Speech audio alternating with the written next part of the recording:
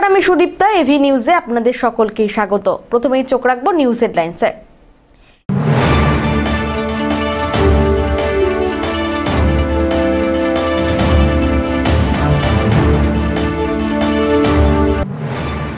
বর্ষার আগেই পাহাড় সমতলে লাগাতার বৃষ্টি, জলস্তর বাড়ছে, তিস্তার বন্যার আশঙ্কা। সামাজিক মাধ্যমে রাহুল গান্ধীকে নিয়ে বিজেপি নেতা অমিত মালব্যর কুরুচিকর মন্তব্য, থানার দ্বারস্থ জেলা কংগ্রেস।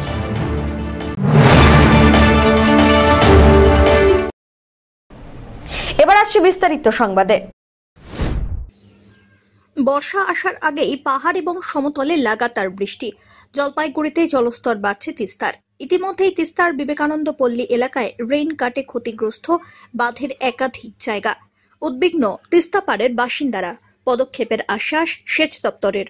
বছর 15 আগে তিস্তা পাড়ের বিবেকানন্দ পল্লী গ্রাম ও সংলগ্ন এলাকা রক্ষায় নদী থেকে কিছুটা দূরে বাঁধ তৈরি করে দেয় সেচ দপ্তর।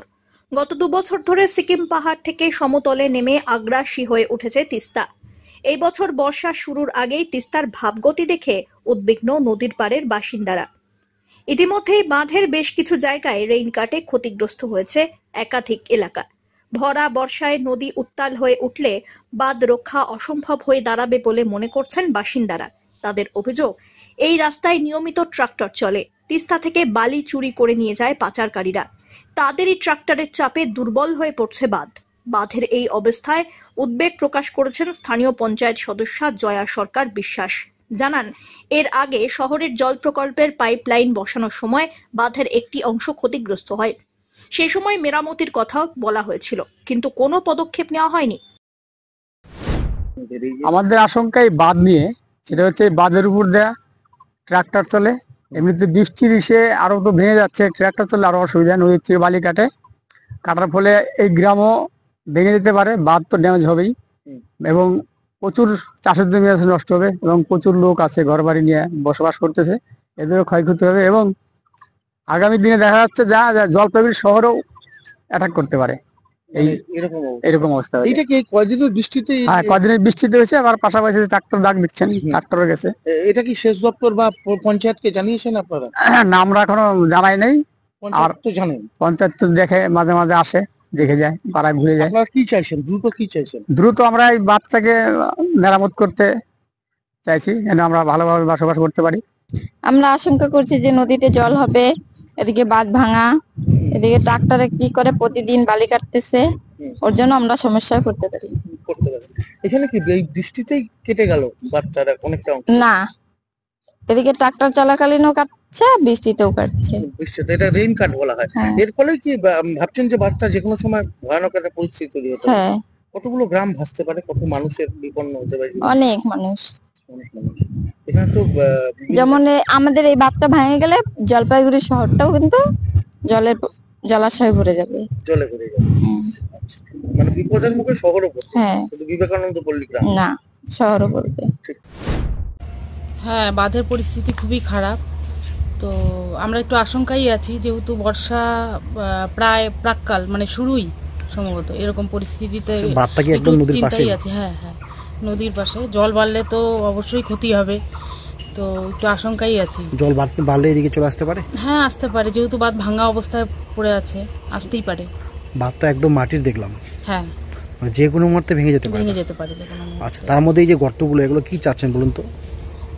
বাঁধটাকে যাতে মেরামত করা হয়, প্রশাসনের দৃষ্টি আকর্ষণ করে কথাই বলবো যে বাঁধটা যাতে মেরামত করা হয়, যাতে মানুষগুলো একটু নিশ্চিন্তে ঘুমোতে পারে। কতগুলো পরিবার রয়েছে এই আপনার এই? মোটামুটি 1-1,500 মতো পরিবার রয়েছে। সেচ দপ্তরের কাছে উত্তরবঙ্গের নদীগুলির মধ্যে তিস্তা এই মুহূর্তে সবথেকে বেশি উদ্বেগের কারণ হয়ে দাঁড়াচ্ছে। 2023 সালে সিকিম পাহাড়ে ভয়াবহ প্রাকৃতিক বিপর্যয়ের পর নদীর বিভিন্ন জায়গায় বালি পাথর জমে উঁচু হয়ে আছে। তাতে গত বর্ষায় বেপরোয়া হয়ে ওঠে নদী। এই বর্ষায় নদীকে নিয়ন্ত্রণে রাখতে 10 কোটি টাকার কাজ হাতে নিয়েছে সেচ দপ্তর। সেচ দপ্তরের উত্তর পূর্ব বিভাগের চিফ ইঞ্জিনিয়ার কৃষ্ণেন্দু ভৌমিক জানান, নদীর বাঁধে রেইন কাট স্বাভাবিক ঘটনা, বিষয়টি নজরে রয়েছে।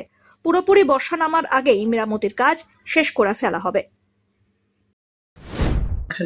বর্ষায় তো রেনকাট কিছু হয়েই থাকে, আমাদের মেরামতির কাজ টেক আপ করা হয়েছে। তিস্তাতে এই মুহূর্তেও আমার 10 কোটি টাকার বেশি কাজ চলছে। আর্লি রেনফল অ্যাক্টিভিটি, এবারে একটু মনসুন লাইক সিচুয়েশন তৈরি হয়েছে, তাতে আমার কাজগুলো একটু ব্যাহত হচ্ছে। তবে আশা করি একটা ড্রাই স্পেল পাওয়া যাবে এবং আমরা সময় মতো বর্ষার আগে, মানুষ উদ্বিগ্ন হলেও আমরা আশা রাখছি বর্ষার আগে আমরা ঠিক জায়গায় পরিস্থিতি মোকাবিলার জন্য যে প্রস্তুতি সেটা কমপ্লিট করতে পারবো। পিনাকি শীলের রিপোর্ট।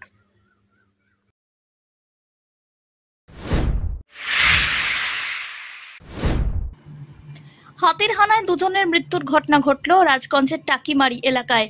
বুধবার রাত্রিবেলায় রাজগঞ্জ ব্লকের মান্তাদারি গ্রাম পঞ্চায়েতের টাকিমারি গ্রামে এক অনুষ্ঠান থেকে 6 জন একসঙ্গে বাড়ি ফেরার পথে রাস্তায় হাতির সামনে পড়ে যায়। 4 জন পালাতে সক্ষম হলেও ঘটনাস্থলে 2 জনকে মেরে ফেলে হাতি। গ্রামের 2 যুবক তুষার দাস এবং নারায়ণ দাস। গতকাল রাত্রি থেকে দেহ গ্রামে পড়ে রয়েছে। ঘটনাস্থলে বন দপ্তরের দেখা নেই বলে অভিযোগ ওঠে। কয়েকদিন আগেও হাতির হানায় মৃত্যু হয়েছিল রাজেশ ওরাও নামে এক ব্যক্তির। সপ্তাহ পের হতে না হতেই আবারও 2 জন হাতির হামলায় মৃত্যুবরণ করল। গ্রামের মানুষের দাবি, বন দপ্তরের গাফিলতির কারণেই গ্রামের 2টি প্রাণ চলে গেল। অবশেষে পুলিশ এবং বন দপ্তরের আধিকারিকের উপস্থিতিতে দেহ ময়নাতদন্তের জন্য নিয়ে যাওয়া হয়। গ্রামের মানুষ দীর্ঘক্ষণ বন দপ্তর এবং পুলিশের আধিকারিকদের সঙ্গে কথা বলেন। তাদের পক্ষ থেকে হাতি রুখতে পদক্ষেপের অনুরোধ করা হয়। সাথে গ্রামের মানুষের পক্ষ থেকে সব রকম ভাবে সাহায্যের হাত বাড়িয়ে দেওয়া হবে। বন দপ্তরের আধিকারিক রাজু লামা জানিয়েছেন, হাতির হানায় 2 যুবকের মৃত্যু হয়েছে। দেহ নিয়ে যাওয়া হলো। গ্রামের মানুষের সঙ্গে কথা বলা হয়েছে। হাতি রুখতে এক বৈঠক করা হবে। মৃত যুবকদের পরিবারকে ক্ষতিপূরণের ব্যবস্থাও করা হবে। ওখানে দুটা কয়টা হাতি ছিল, দেখার পরে তো আসতেছিলাম, আসার পরে বৃষ্টি আসছিল, ওই জায়গায় ছিলাম, থাকার পরে তো আসতে বৃষ্টি কমার পরে আসলাম, আসার সময় এরকম হয়েছে আর কি। ওখানে হাতি দেখতে গেছিলাম। হ্যাঁ, তারপরে ডিপার্টমেন্টকে বলছিলাম যে আমাদেরকে দিয়ে আসতে, মানে এই পর্যন্ত ওই করে আগায় দিয়ে আসতে, ওরা বলছে দিব না। কয়জন? আমরা 6 জন ছিলাম। আমাদের 4 জন চলে গেছে। না না, আছে এখানে, আছে আরো 2-3 জন। 4 জন আসো, এটা বলতেছে ভালো। তখন ডিপার্টমেন্টকে কি বলা হয়েছিল? বলছিলাম যে আমাদেরকে এই পর্যন্ত দিয়ে আসতে, রাস্তা পর্যন্ত। হ্যাঁ, ক্লিয়ার বল, ভালো করে বল, ভয় নাই। তারপর ওরা আসে নাই না। কতজন ছিল ওরা? ওরা ছিল বলতে পারলাম না, গাড়ির ভিতরে ছিল তো। ওরা দিয়ে আসলে হ্যাঁ হ্যাঁ। আজকে ঘটনা হয়েছে খুবই দুঃখ একটা ঘটনা। আমরা সরকার থেকে সেটা ওনারা যে এক্সট্রা অ্যামাউন্ট সেটা নিয়ে আমরা প্রসেসিং করছি, আর এখন আপাতত বডিকে আমরা কাইন্ডলি ওটা পোস্টমর্টমের জন্য পাঠাচ্ছি। আমরা ওটা দেখছি ফেন্সিং কুইক রেসপন্স টিম, আর এখন আমাদের এখানে টিম থাকবে আজকে রাত্রিবেলা থেকে, প্লাস আমাদের পুলিশ, আমাদের গাজলডোবা থানিয়ে থাকবে, ওনার টিম থাকবে। আমাদের এসি সাহেবও ছিলেন এখানে, প্লাস আমি এবং এডিএফও স্যার, ওখানে আর একটা এডিএফও সাহেব আছেন। আমার সম্পূর্ণ রেঞ্জ বাইরে থেকে একটা টিম আসছে সেটা নিয়ে এখানে আমাদের ওনাদের যেটা ডিমান্ডসগুলো আছে, কালকে আমরা একটা মিটিং মিলন আমাদের গাজলডোবা থানাতে একটা মিটিং হবে, সেটা নিয়ে আমরা একটা আলোচনা করব। সরকারি নিয়ম অনুযায়ী কি ক্ষতিপূরণ একদম ওনারা পাবে। এদিকে ঘটনার পর ছুটে আসেন বৈকুণ্ঠপুরের ডিএফও এম রাজা, রাজগঞ্জের বিধায়ক খগেশ্বর রায়, পঞ্চায়েত সমিতির সভাপতি রূপালী দে সরকার, ভোরের আলো থানার ওসি সন্দীপ দত্ত প্রমুখ। দেহ উদ্ধার করে উত্তরবঙ্গ মেডিকেল কলেজে ও হাসপাতালে পাঠানো হয়। এদিকে এই ঘটনার পরে গাজলডোবা পুলিশ ফাঁড়িতে গ্রামবাসীদের নিয়ে বৈঠকে বসে পুলিশ। বৈঠক শেষে ডিএফও এম রাজা জানিয়েছেন, হাতির আক্রমণে 2 যুবকের প্রাণ গিয়েছে। মৃত ব্যক্তিদের পরিবারকে সরকারি নিয়ম মেনে সাহায্য করা হবে। সঙ্গে জঙ্গল থেকে হাতি যেন গ্রামে প্রবেশ করতে আর না পারে, তার জন্য উপযুক্ত ব্যবস্থাও নেওয়া হবে। আজকে এখানে বেলাকোবা রেঞ্জের 2টা ডেথ হয়েছে এলিফ্যান্টের অ্যাটাকের জন্য। এখানে 4টে ডিভিশন মিলে 4 রেঞ্জের স্টাফ ডিউটিতে পুরো রাতে ডিউটি করেছে, কিন্তু বারিশের জন্য মানে হাতির মুভমেন্ট র্যান্ডম হয়েছে, সেই জন্য অ্যাটাক হয়ে গেছে। আজকে এখানে আলোচনা হয়ে গেছে একটা এখানে লোকাল কিউআরটি টিম করার জন্য। লোকাল সবাই মিলে একটা টিম কিউআরটি টিম করব। আর তারপর নতুন একটা জেএফএমসি এর রিকোয়েস্ট আছে, উনি রিকোয়েস্ট লিখে দিয়ে দিব মেম্বার্সগুলো, ওটা দেখে আমি দেখে নিচ্ছি কেমনভাবে এটা নতুন করে দিব। গ্রামবাসীর কি দাবি দিয়েছিল? গ্রামবাসীর হ্যাঁ কি কি হাতি রোখার জন্য কি কি দাবি রয়েছে? না এখন তো মানে ক্র্যাকার্স দেওয়া আছে, সার্চ লাইটগুলো দেওয়া আছে। আমার ফেন্সিং এখানে এখন ফাংশনাল আছে, 4 কিলোমিটার ফেন্সিং আছে। আগে নতুন প্রপোজাল আমি দিয়ে দিচ্ছি 6 কিলোমিটার নতুন সোলার ফেন্সিং জন্য আমি প্রপোজাল পাঠিয়ে দিচ্ছি। আমি আশা করব সাহেবই বলা আছে তাড়াতাড়ি ওটা হয়ে যাবে। যে দুটো পরিবার আজকে ক্ষতিগ্রস্ত হয়েছে এটা কি সরকারি অনুযায়ী? হ্যাঁ, ওটা সরকারি এর কম্পেনসেশনের স্কিম আছে, 5 লাখ টাকা পাওয়া যাবে একজনের। অ্যান্ড গভর্নমেন্ট স্কিমের আর একটা স্কিম আছে, এটা নকরির জন্য, ওটাই পাওয়া যাবে। রাজগঞ্জ থেকে সুস্মিতা চন্দ্রের রিপোর্ট।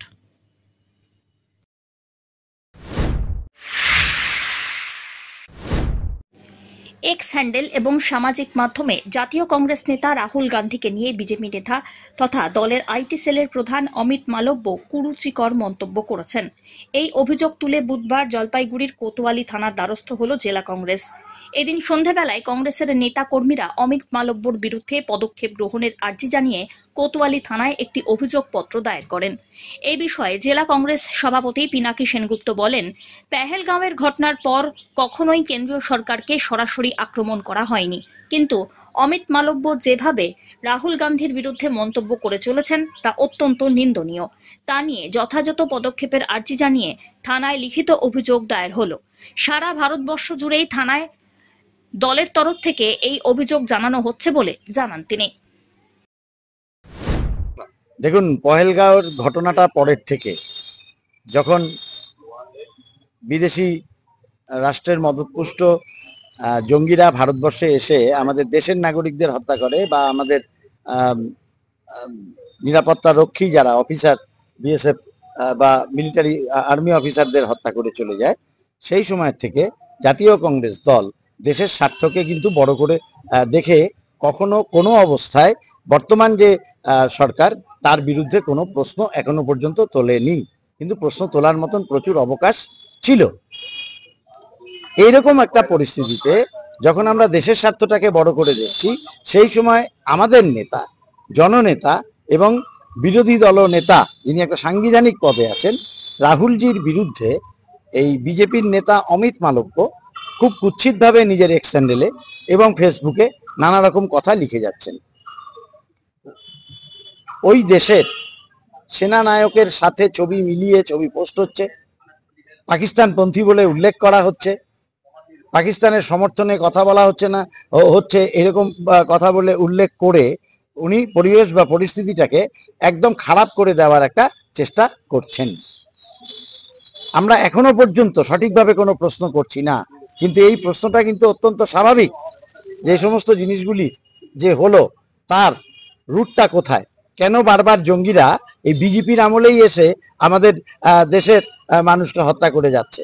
উনি বলছেন অরাজনৈতিকভাবে মোকাবেলা করতে হবে, আমরা অবশ্যই দেশের স্বার্থকে বড় করে দেখব, কিন্তু তার মানে এই নয় যে কুৎসিত, কুরুচিপূর্ণ এবং আপনার বেআইনি কোনো মন্তব্য কেউ করবে আর সেটাকে মেনে নেব। সারা ভারতবর্ষ জুড়ে অমিত মালব্যর বিরুদ্ধে থানায় থানায় এফআইআর হচ্ছে, তার বিরুদ্ধে ব্যবস্থা নেওয়ার জন্য আমরাও জেলা কংগ্রেসের পক্ষ থেকে জলপাইগুড়ি থানাতে এফআইআর করলাম। সব্যসাচী মজুমদারের রিপোর্ট, এভি নিউজ।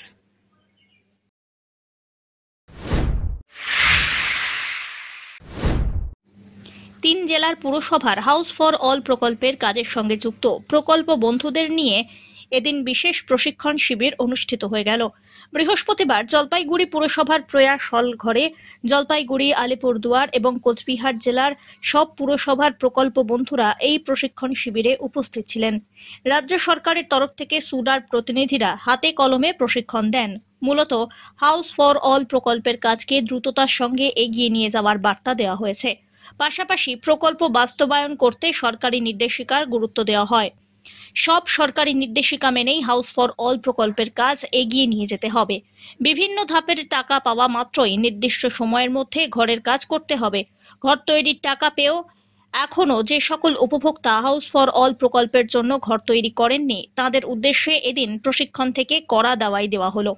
দ্রুতই ঘর তৈরির কাজ শুরু না হলে উপভোক্তাদের বিরুদ্ধে আইনি ব্যবস্থা গ্রহণ করবে পুরসভা, এমনটাই জানা গিয়েছে। বাড়ির ছাদে এই প্রকল্পের ঘর করা যাবে না বলে জানিয়েছেন জলপাইগুড়ি পুরসভার চেয়ারম্যান ইন কাউন্সিল স্বরূপ মণ্ডল। আমাদের হাউস ফর অল প্রকল্পের কাজকে আরও দ্রুততার সঙ্গে এগিয়ে নিয়ে যাওয়ার জন্য আমাদের যে হাউস ফর অল প্রকল্পের আমাদের সুদা থেকে যারা আধিকারিক আছেন তারা এসেছেন এবং জলপাইগুড়ি, কুচবিহার, আলিপুরদুয়ার এই জেলাগুলিতে যে পৌরসভাগুলি রয়েছে সেই পৌরসভাগুলির পক্ষ থেকে এখানে প্রকল্প বন্ধু যারা আছেন, হাউস ফর অলের সঙ্গে যুক্ত যারা সার্ভেয়ার আছেন তারা এসেছেন এবং সেখানে একদিনের একটা প্রশিক্ষণ শিবির অনুষ্ঠিত হচ্ছে। আজকে জলপাইগুড়ির পৌরসভা প্রয়াস হলে এই একদিনের প্রশিক্ষণ শিবির অনুষ্ঠিত হতে চলেছে। আমাদের মূল বক্তব্য যে হাউস ফর অল প্রকল্পে যে বাড়িগুলি রয়েছে সেগুলিকে দ্রুততার সঙ্গে সম্পন্ন করা। বিশেষ করে একটি নির্দেশ এসছে যে আমরা একটা বিশেষ নজরদারি চালাচ্ছি যে একতলা বাড়ি, ওপর দোতলা বাড়ি বা তিনতলা বাড়ি এগুলো তো করা যায় না। হাউস ফর অল প্রকল্পে যে শর্তাবলী রয়েছে সেই শর্তাবলীগুলোকে মেনে সকলকে কাজ করতে হবে। যে 9টা প্ল্যান দেওয়া হয়েছে তার মধ্যে কাজ করতে হবে। তাই আমরা সেই ব্যাপারেও একটা আমাদের কিন্তু অবজারভেশন চলছে। আমরা জলপাইগুড়ি পৌরসভা হাউস ফর অল ইউনিটের পক্ষ থেকে আমরা ওয়ার্ডের অর্থাৎ 25টি ওয়ার্ডের বিভিন্ন জায়গায় আমরা যাচ্ছি এবং সেখানে গিয়ে আমরা উপভোক্তাদের বোঝানোর চেষ্টা করছি যে যা করবেন তা আইন অনুযায়ী করবেন এবং হাউস ফর অল প্রকল্পের যে সুনির্দিষ্ট যে শর্তাবলী রয়েছে, যে কন্ডিশন রয়েছে সেগুলিকে মান্যতা দান করেছে।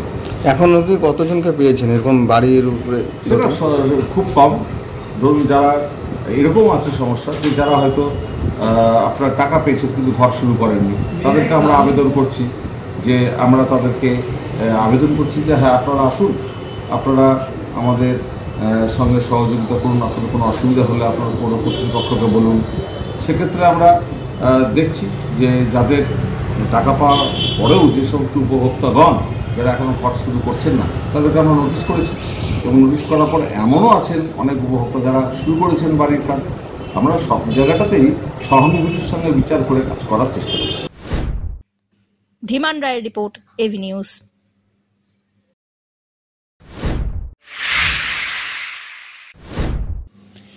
সরকারি উদ্যোগে বিভিন্ন স্বনির্ভর গোষ্ঠীর মোট 263 জন মহিলার হাতে উন্নত প্রজাতির ডিম দেওয়া মুরগির ছানা বিতরণ করা হলো। বৃহস্পতিবার সদর ব্লকের অরবিন্দ গ্রাম পঞ্চায়েত দপ্তরে এই বিশেষ কর্মসূচির উদ্যোগ গ্রহণ করা হয়। ব্লক প্রাণী সম্পদ বিকাশ দপ্তরের তরফ থেকে এই দিনের এই কর্মসূচিতে উপস্থিত ছিলেন বিএলজিও ডক্টর সৌভিক বারৈ। তিনি বলেন, রাজ্যের মুখ্যমন্ত্রী মমতা বন্দ্যোপাধ্যায়ের উদ্যোগে উন্নত প্রজাতির মুরগির ছানা বিতরণ শুরু হয়েছে। এদিন RIR প্রজাতির 10টি করে মুরগির ছানা দেওয়া হলো। মুরগির ছানাগুলির বয়স 28 দিন। ব্লকের 4222 জনকে দেওয়া হবে এই বিশেষ মুরগির ছানা। প্রথম দিন অরবিন্দ গ্রাম পঞ্চায়েত থেকে এই বিতরণ প্রক্রিয়া শুরু হলো। এদিন মোট 263 জনের হাতে মুরগির ছানা তুলে দেওয়া হয়। ধীরে ধীরে সদর ব্লকের সমস্ত গ্রাম পঞ্চায়েত এলাকাতেই এই প্রক্রিয়া অব্যাহত থাকবে। 5 মাস বয়স থেকে এই মুরগি ডিম দেওয়া শুরু করবে বলে জানিয়েছেন তিনি। এটা হচ্ছে গ্রাম বাংলায় যে স্বনির্ভর দলের মহিলারা আছে যারা মুরগি পালনের মাধ্যমে যারা স্বনির্ভর হতে পারে এবং আমাদের ডিমের যে চাহিদা, প্রাত্যহিক চাহিদা, সেটা যাতে আমাদের আমদানি না করতে হয়, আমরা যেন নিজের চাহিদাটা নিজেরাই পূরণ করে নিতে পারি, সেই উদ্যোগেই মাননীয় মুখ্যমন্ত্রীর উদ্যোগে এই কর্মসূচি নেওয়া হয়েছে। আমরা এটা ব্যাকইয়ার্ড পোল্ট্রি ফার্মিং প্রকল্প প্রাণী সম্পদ বিকাশ বিভাগের, অর্থাৎ ছেড়ে মুরগি পালন এবং 10টি করে RIR প্রজাতির মুরগি দেওয়া হচ্ছে, রোড আইল্যান্ড প্রজাতির মুরগি। এগুলো ডিম দেওয়া মুরগি। আজকে 28 দিনের মুরগি দেওয়া হচ্ছে, 28 দিন। এগুলো আমাদের মহিতনগর পোল্ট্রি ফার্ম থেকে এই ডিম দেওয়া হয় মাদার ব্রুডিং ইউনিটগুলোকে। এরা 28 দিন পালন করে আমাদের দেয়, বেনিফিশিয়ারিরা পায়। না, এটা আমরা আমাদের এই বছরের লক্ষ্যমাত্রা 4222, অর্থাৎ 4222 জন বেনিফিশিয়ারিকে আমরা দেবো। তার মধ্যে 263 জন বেনিফিশিয়ারিকে অরবিন্দ অঞ্চল থেকে দেওয়া হচ্ছে। এটা আমরা সদর ব্লকের সমস্ত অঞ্চল জুড়েই এটা সার্কুলেট করা হয়েছে, বেনিফিশিয়ারি চাওয়া হয়েছে কর্মাধ্যক্ষ, সভাপতি এবং প্রধান সাহেবদের কাছে। তো তার প্রথম পর্যায়ের কাজ আজকে অরবিন্দ অঞ্চল, এরপর বিভিন্ন অঞ্চল থেকে যেমন যেমন নাম পাবো তেমন তেমন দেবো। অরবিন্দ গ্রাম পঞ্চায়েতের প্রধান রাজেশ মণ্ডল বলেন, স্বনির্ভর গোষ্ঠীগুলির উপভোক্তাদের হাতে 10টি করে মুরগির ছানা তুলে দেওয়া হলো। আগামীতে এই মুরগি প্রতিপালন করে যাতে আয়ের একটি দিক তৈরি হয় তার জন্যই এই বিশেষ প্রচেষ্টা। দেখুন, আজকে প্রাণী সম্পদ বিকাশ ব্লক সদর ব্লক পঞ্চায়েত সমিতি থেকে আমাদের কোলাবোরেশনে অরবিন্দ গ্রাম পঞ্চায়েতের বাসিন্দারা যারা এসএইচজি গ্রুপের সঙ্গে জড়িত আছে এবং যাদের ডিজিটাল রেশন কার্ড আছে সেই সমস্ত উপভোক্তাদের মধ্যে 263 জনকে আজকে ওই মুরগির বাচ্চা, যারা যেই মুরগিগুলো ডিম পাড়ে আর কি, সেই লাল মুরগি, সেই মুরগির বাচ্চা দেওয়া হচ্ছে। 24 দিনের বয়সের বাচ্চা, এক একজনকে 10টি করে বাচ্চা দেওয়া হচ্ছে। 24 দিনের 10টি করে বাচ্চা। না, দেখুন, ব্যাপারটা হচ্ছে যে এটা তো গ্রাম্য মহিলাদের দেওয়া হচ্ছে, কারণ তারা নিজেরা বাড়িতে প্রতিপালন করে যাতে একটা আয়ের জায়গা পায় সেটার জন্য। তো সেক্ষেত্রে হচ্ছে আমাদের একটা প্রথমেই যেটা কালেকশন করা হয়েছে যে তাদের নাম্বার, ফোন নাম্বার, তাদের অ্যাড্রেস সব কিছুই আমাদের কাছে আছে। তো এখন তো প্রাণী বন্ধু, প্রাণী মিত্র এরা আমাদের গ্রামে গ্রামে ঘুরে ঘুরে কাজ করে। তো সেক্ষেত্রে আমাদের সাহেব বলেও দিলেন যে বাচ্চাটাকে কি খাওয়াতে হবে এবং 15 দিন পর ভ্যাকসিন হবে। তো প্রাণী মিত্ররা কোনো এক পাড়ায় গিয়ে যেভাবে আমরা গরু, গবাদি পশুগুলোর ক্যাম্প করি, যেমন সামনের দিনই গবাদি পশুর ক্যাম্প আছে, সেরকম এক একটা সংসদ, এক একটা পঞ্চায়েত মেম্বারের ওখানে একদিন বসলো, মুরগিগুলোকে নিয়ে এসে ভ্যাকসিন করে নিয়ে চলে গেল। তো সেইভাবেও করা যেতে পারে। কোনো ধীমান রায়ের রিপোর্ট, এভি নিউজ।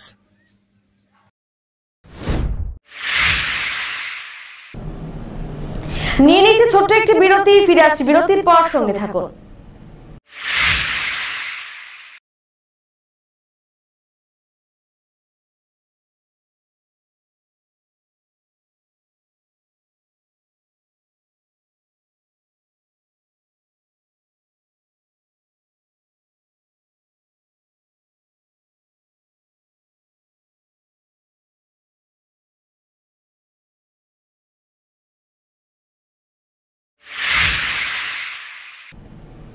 ফিরে এলাম বিরতির পর। বর্ষার মৌসুম শুরু হতে না হতেই ডুয়ার্সের লোকালয় এবং চা বাগানে অজগর সহ বিভিন্ন রকম সাপের উপদ্রব বাড়ছে। বুধবারের পর বৃহস্পতিবার সকালেও উদ্ধার করা হলো অজগর। এদিন সকালবেলায় ডুয়ার্সের মাটিয়ালি ব্লকের কিলকোট চা বাগানের 33 নম্বর সেকশনে কাজ করার সময় অজগর দেখতে পান শ্রমিকরা। এরপর খবর দেওয়া হয় সর্পপ্রেমী যুবক দিবস রায়কে। খবর পেয়ে এলাকায় আসে দিবস। এরপর বেশ কিছুক্ষণের চেষ্টায় অজগরটিকে উদ্ধার করা সম্ভব হয়। অজগরটি ইন্ডিয়ান রক প্রজাতির, লম্বায় প্রায় 12 ফুট বলে খবর। এদিকে অজগরটিকে দেখতে ভিড় জমান চা বাগানের শ্রমিকরা। অজগরটিকে বন দপ্তরের হাতে তুলে দেওয়া হবে বলে জানিয়েছেন দিবস রায়। বন দপ্তর সূত্রে খবর, অজগরটি সুস্থ থাকলে ফের সেটিকে জঙ্গলে ছেড়ে দেওয়া হবে। ধীমান রায়ের রিপোর্ট, এভি নিউজ।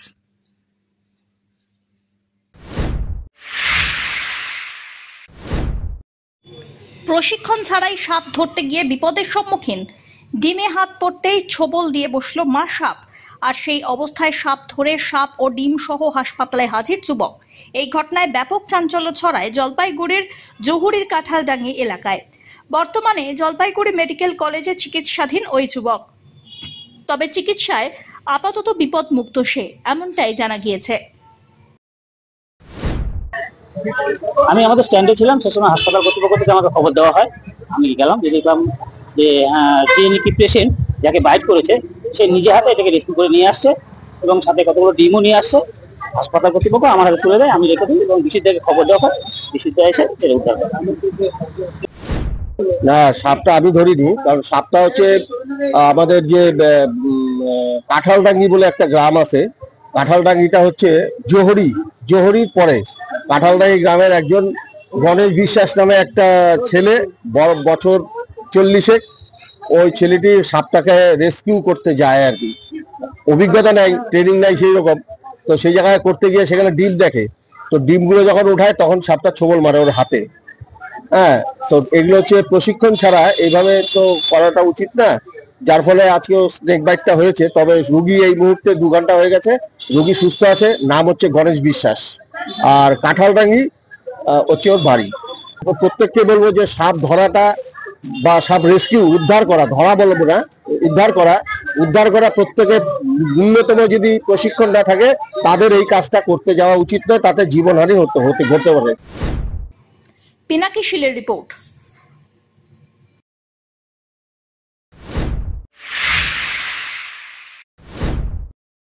ছোটখাটো দুর্ঘটনা থেকে প্রাথমিক চিকিৎসার প্রয়োজন, সেক্ষেত্রে অভিনব উদ্যোগ নিল Jalpaiguri Lions club of Genesis. Jalpaiguri শহরের বিভিন্ন ক্লাব, প্রতিষ্ঠান এবং ট্রাফিক পুলিশের হাতে তুলে দেওয়া হলো ফার্স্ট এড বক্স। সপ্তাহখানেক আগেই জলপাইগুড়ি ট্রাফিক পুলিশের হাতে তুলে দেওয়া হয়েছে এই বক্স। জলপাইগুড়ি শহরে ছোট ছোট পথ দুর্ঘটনা লেগেই থাকে, সেক্ষেত্রে এই ফার্স্ট এড বক্স অনেক উপকারে লাগবে। জলপাইগুড়ি প্রেস ক্লাবের সকল সাংবাদিকদের জন্য এই ফার্স্ট এড বক্স দেওয়া হবে বলে জানিয়েছেন Jalpaiguri Lions club of Genesis এর সভাপতি দিলীপ খড়িয়া। আজকে আমরা এসেছি জলপাইগুড়ি প্রেস ক্লাবে। আমরা 3-4 দিন আগে জলপাইগুড়ি ট্রাফিক পুলিশকে 4টা ফার্স্ট এড বক্স দিয়েছিলাম। তো ওই একই উদ্দেশ্যে আমরা ভাবলাম জলপাইগুড়ি প্রেস ক্লাবও টাউনে একটা খুব ভাইটাল রোল আছে, ওরা এদিক ওদিক ঘুরে অনেক নিউজ করে, সার্ভিস করে। তো আমরা একটা ভাবলাম যে একটা ফার্স্ট এড বক্স ওদেরকেও দিই। ওদের যতজন মেম্বার আছে ওখানে যদি রাস্তা মানে ভগবান না কোনো কারো রাস্তায় ছোটো মোটো যদি কোনো আহত হয় তার জন্য, এবং প্রেস ক্লাবের সেক্রেটারি শান্তনু তো আমাকে বলেছে এই ফার্স্ট এড বক্স আমার মানে আমরা যদি আশেপাশে কোনো এরকম পাবলিকের উপর কারো কিছু যদি আহত হয় এটা আমরা তাদের জন্য ইউজ করবো। এই জন্য আজকে আমরা এটা ওদেরকে হাতে তুলে দিই। পিনাকি শিলের রিপোর্ট, এভি নিউজ।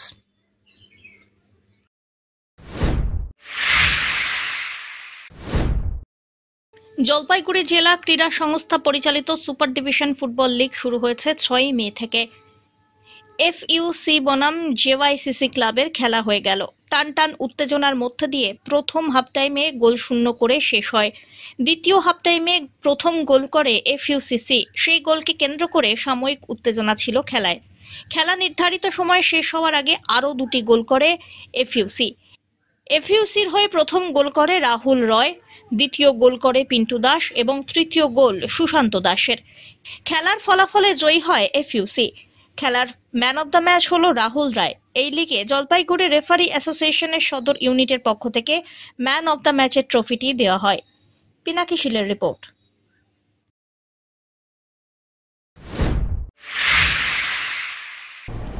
শেষ করবার আগে নিউজ হেডলাইন্স আরো একবার।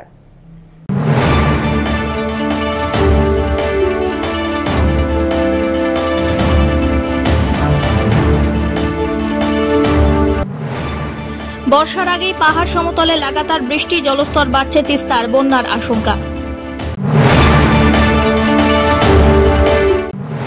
সামাজিক মাধ্যমে রাহুল গান্ধীকে নিয়ে বিজেপি নেতা অমিত মালব্যর কুরুচিকর মন্তব্য, থানার দ্বারস্থ জেলা কংগ্রেস।